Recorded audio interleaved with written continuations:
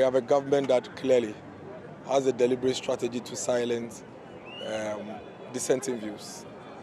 There's a seeming attempt to oppress the voices of the people. There's a deliberate strategy towards persecuting political opponents.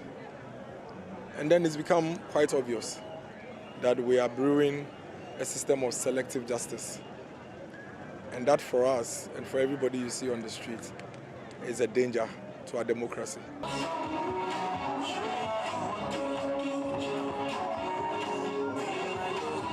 I happen to be a victim. What they are telling me I did was that I allegedly posted President Mahama's picture with a wig. And I entered on top of it the society and them home. That was my crime. I was taken from Sunyani, drove through the cities, came to Accra, remanded on a very funny ground. And today, many others have suffered the same fate.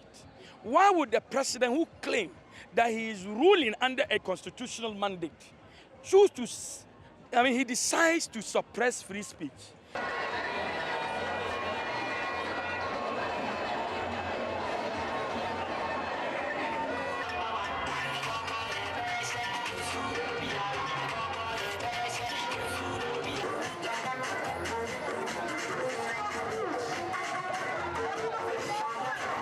It is for all of us to ensure that we put our voices together and say, government, hey, we voted for you. We did not sell Ghana to you. Ghana was not willed to John Dramani Mahama.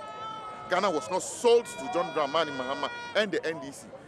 The Ghanaian people believed in their message of reset and voted for them in belief that food prices would come down, petrol prices would come down, cost of living would come down, their situation would be better.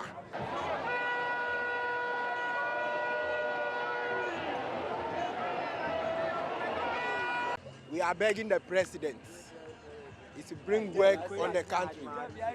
Our constituency, we don't have water, we don't have lights. Our roads, bad roads, you understand? So, President Mahama, please give us job and stop intimidating us. Free the youth.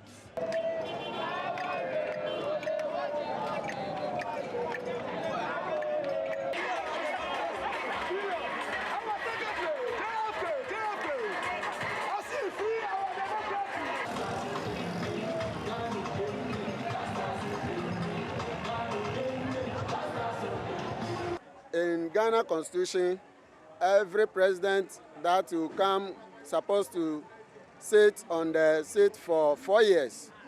So for his 5 years, we don't agree on it. That is why we are here this morning afternoon.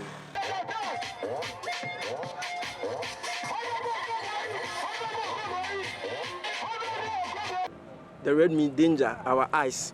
That means we are in a terrible state. So we just want everything to be in a perfect way for us.